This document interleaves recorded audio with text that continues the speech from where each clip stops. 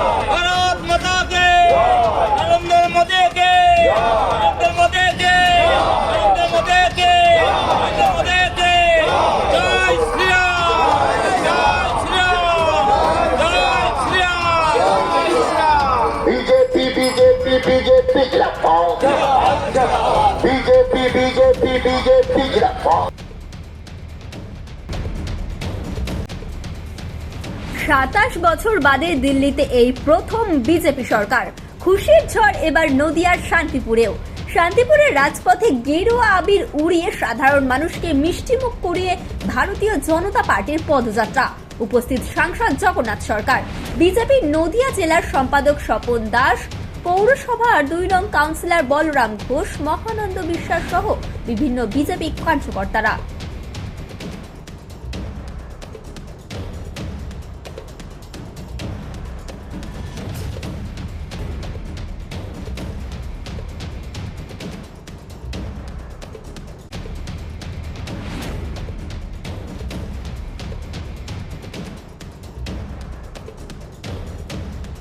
পৃথিবীর 3 ভাগ জল 1 ভাগ স্থল, তাই পানীয় জলের অভাব নেই। কিন্তু বিশুদ্ধ পানীয় জল একটাই, বৃষ্টি অ্যাকোয়া। প্রতি ফোঁটায় আনে তৃপ্তি, মেটায় তেষ্টা। বৃষ্টি অ্যাকোয়া, বিশুদ্ধ পানীয় জল। তৃণমূল সরকার, বিজেপি বিজেপি বিজেপি জিন্দাবাদ, বিজেপি বিজেপি জিন্দাবাদ, তৃণমূল সরকার, আরে পিসিভাইপুর সরকার, আরে তোলাবাজি সরকার, এই বোম্বারুদের সরকার, আরে পিসিভাইপুর সরকার, এই তোষণকারীর সরকার, আরে বোম্বারুদের সরকার, আরে পিসিভাইপুর সরকার। তাই তো বলি ওই চোর তৃণমূল বাংলা ছেড়ে দূর হতো, আরে তাই তো বলি চোর তৃণমূল বাংলা ছেড়ে দূর হতো, আরে তাই তো বলি পিসিভাইপুর বাংলা ছেড়ে দূর হতো। দিল্লির জয় দীর্ঘ 27 বছর পরে দুর্নীতি পরায়ণ, করাপশনে ফেসে যাওয়া কেজরিওয়ালকে জেলে ঢুকানোর ফলে আজকে দিল্লির মানুষ তার শাস্তি চেয়ে ভারতীয় জনতা পার্টির পক্ষে রায় দিয়েছে। বাংলাভাষী হিসাবে বাংলায় সবচাইতে দুর্নীতি হয়েছে, তাই এখানকার শাসককে জেলে ঢোকালেই জনতা বেশি করে ভোট দেবে, এটা আমাদের বিশ্বাস। তাই কর্মীরা অকাল বসন্ত শুরু করেছে। 26-এ সবাই ধরে নিয়েছে যে এবার চটি বিদায় নেবে। এটা অন্য কোন স্টেটে পড়বে? এর প্রভাব অন্য কোন রাজ্যে পড়বে বলে মনে হয়? দেখুন, বাংলায় তো পড়বে, কারণ দিদি তাকে ভাই ফোঁটা দিয়েছিল, তাই দিদির ভাই ফোঁটা দেওয়া ভাইয়ের যখন বিদায় হয়েছে, দিদি সহ বিদায় হবে 26-এ, এটা আমাদের বিশ্বাস।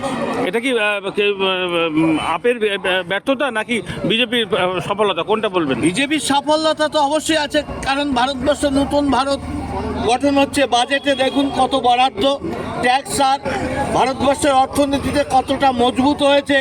তাহলে কেউ চাইতেও সাহস পায়নি, কেউ কল্পনাও করেনি বছরে 12 লাখ টাকা সম্পূর্ণ ট্যাক্স মুক্ত, অর্থাৎ স্ট্যান্ডার্ড ডিডাকশান দিয়ে সব কিছু দিয়ে 12,75,000 টাকা কর মুক্ত। এটা ভাবা যায় না, কেউ কল্পনায় আনিনি। এবার কোনো বড় ভোট নেই, কেন্দ্রে উত্তরানোর ব্যাপার নেই, যে মানুষকে খুশি করার জন্য দিয়েছে। অন্যান্য প্রতিটি ক্ষেত্রে আজকে যুবকদের লোন দেওয়া থেকে শুরু করে বিভিন্ন ক্ষেত্রে বাজেটের যে ব্যয় বরাদ্দ, মহিলাদের উন্নয়ন, শিশুর উন্নয়ন, স্বাস্থ্য পরিষেবার উন্নয়নে কত বাজেট বেড়েছে, রেলের উন্নয়নে বাজেট বেড়েছে, কোন ক্ষেত্রে বাড়েনি? প্রতি ক্ষেত্রে কোনোদিন কেউ কল্পনা করতে পারেনি। এতটাই আমরা ভারতবর্ষে আর্থিক ভিতকে মজবুত করেছি। এই মুহূর্তে গ্রোথ অফ রেটে বিশ্বের মধ্যে আজকে চায়নাকে অনেক পেছনে ফেলে আমরা এগিয়ে চলেছি। এই লক্ষ্যে এগিয়ে চললে আজকে ভারতবর্ষ আগামী দিন পৃথিবীর শ্রেষ্ঠত্ব দেশে পরিণত হবে। আমাদের যে টার্গেট আছে 47, 2047-এর আগেই সেই স্বপ্ন আমরা পূরণ করব, এটা আমরা বিশ্বাস। এই জয়ের ফলে কি মনে হচ্ছে 2026-এর একটা কর্মীরা নতুনভাবে এনার্জি হলো? অবশ্যই সারা ভারতবর্ষের মানুষের মধ্যে একটা পজিটিভ ভাবধারা, উন্নয়ন নিয়ে রাজনীতি বিজেপি করছে। ভারতীয় জনতা পার্টি ভোট ব্যাংকের রাজনীতি করে না, জাতপাতের রাজনীতি করে বিভাজন তারা টানে না। সবকা সাথ সবকা বিকাশের লক্ষ্য নিয়ে সমস্ত শ্রেণীর মানুষের উন্নয়ন তারা করছে বলেই আজকে সারা ভারতবর্ষের মানুষ আজকে যেখানে আগে ছিল সেখানে আবার করে হরিয়ানায় ঐতিহাসিক কালের মধ্যে গণতান্ত্রিক পদ্ধতিতে এত জয় কোনো দিন আসেনি। এবার সেই জয়ও যেমন এসেছিল দিল্লির জয়, তাতে দেখা যাচ্ছে যে নতুন ভারত গঠনের স্বপ্নের কথা মোদিজি বলেন, মানুষের মধ্যে সত্যি করে আত্মবিশ্বাস ফিরেছে।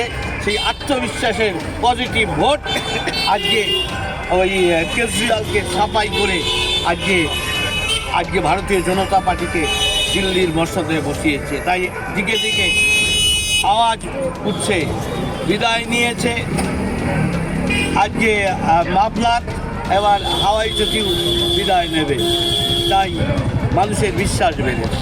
হাওয়াই চটি কেউ যাতে বাদ না যায়, তাদের ব্যবস্থা না হয়, তাদেরকেও জেলে পুরে যাতে সঠিক নির্বাচন করা হয়, গণতন্ত্রের যে রায় আজকে ভোট ব্যবস্থা যাতে দুর্নীতি পরায়ণ না হয়, ছাপ্পা না হয়, মানুষের গণতান্ত্রিক অধিকার সঠিকভাবে প্রয়োগ করতে পারে, তার বাতাবরণ নির্মাণ করলেই 26-এ মমতা ব্যানার্জি হারবেই, এটা আমাদের বিশ্বাস ফিরে এসেছে।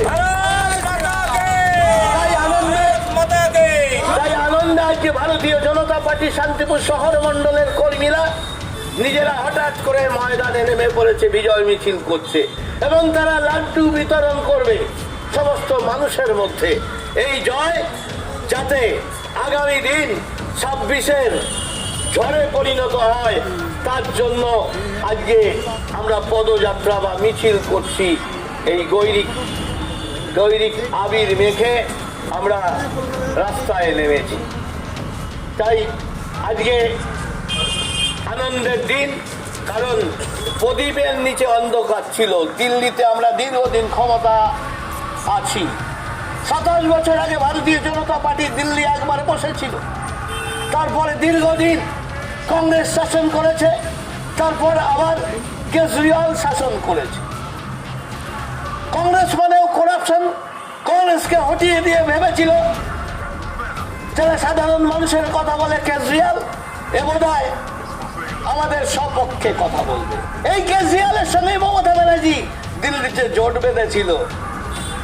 তিনি জামানত বাঁচাতে পারেননি, ফিল্ম স্টারদের দাঁড় করিয়েছিল।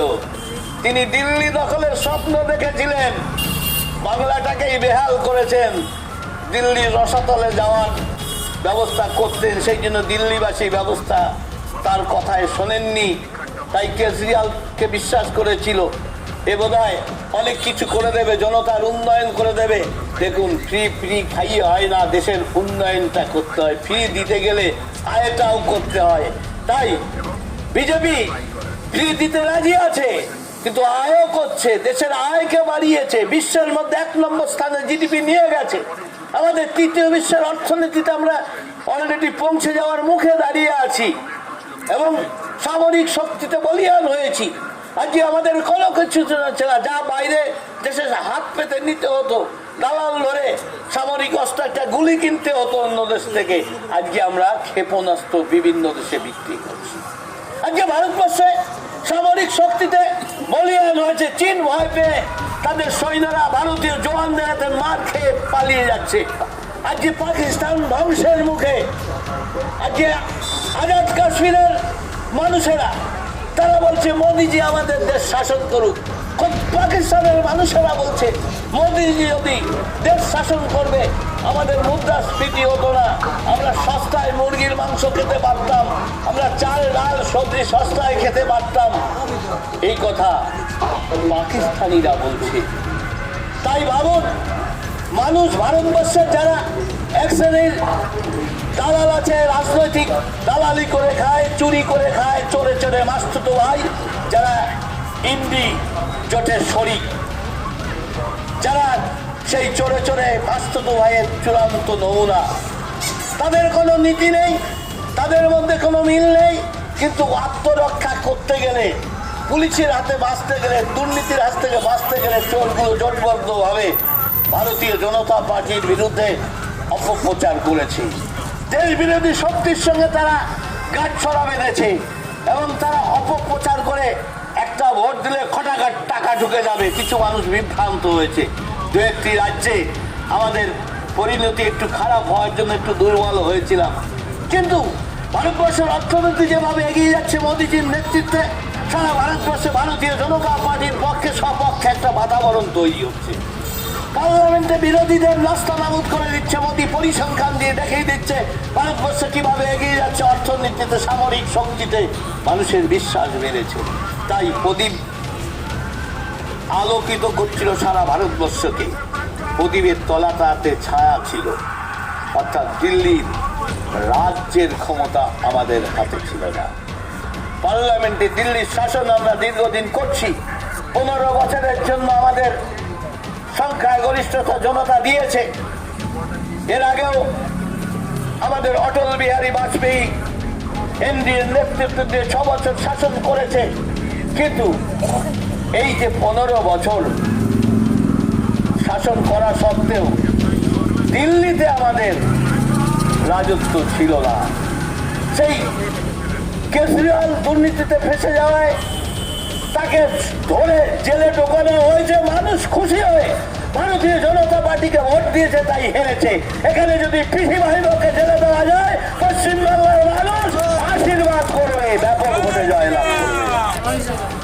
তার জন্য আমরা বাংলা থেকে আওয়াজ তুলতে হবে যে যাতে ওই হাওয়াই চটির ব্যবস্থাও যাতে হয়। শুধু মাফলারকে জেলে ঢুকালে হবে না, হাওয়াই চটিকেও ঢুকাতে হবে। তাহলে মানুষ খুশি হয়ে ভোট দেবে, বিশ্বাস ফিরবে। যে অপপ্রচার মিথ কেউ তৈরি করছে, যারা করেন তারাই আসে তলায় তলায় সেটিং, নিজেরা সেটিং করে, বিহারে গিয়ে গোপনে মিটিং করে, দিল্লিতে গিয়ে গোপনে মিটিং করে, আর এখানে দিদি সেটিং এর গল্প করে।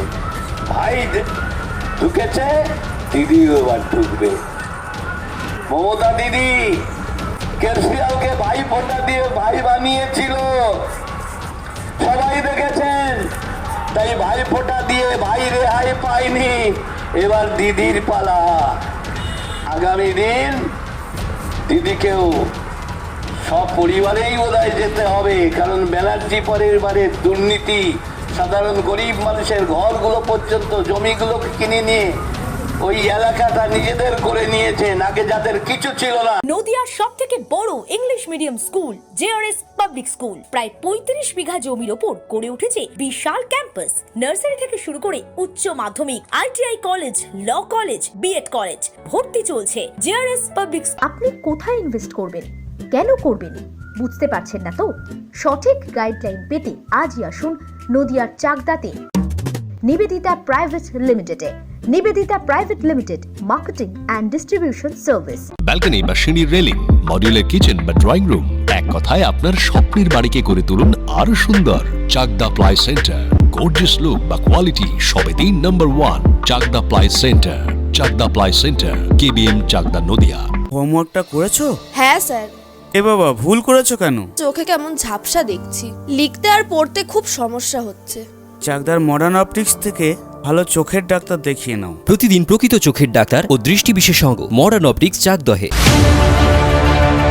চাকদা অ্যালুমিনিয়াম সেন্টার, প্লাই, কাঁচ, laminates, kitchen fittings, door lock, window ও অ্যালুমিনিয়ামের খুচরো ও পাইকারি বিক্রেতা। Chakdaha aluminium centre, Purbalalpur 50 number রেলগেটের পাশে, চাকদা, নদিয়া। ভাবছেন 3 স্টার ক্যাটাগরিতে কাটাবে? রুম রে মাত্র 1500 টাকা থেকে স্টার, খাওয়া দাওয়া রিজনেবল প্রাইস। নদিয়ার একমাত্র 3 স্টার ক্যাটাগরি হোটেল এনবি সোনার বাংলা হোটেল, কল্যাণী এইমসের ঠিক উল্টো দিকে, কল্যাণী, নদিয়া। নদিয়া জেলার সবথেকে বড় বিল্ডার্স চাকদার মা মনসা বিল্ডার্স, রড ও সিমেন্টের পাইকারি ও খুচরো বিক্রেতা। মা মনসা বিল্ডার্স, পদ্মবিলা, চাকদা, নদিয়া। রড কেনাকাটায় থাকছে ডিসকাউন্ট অফার। মা মনসা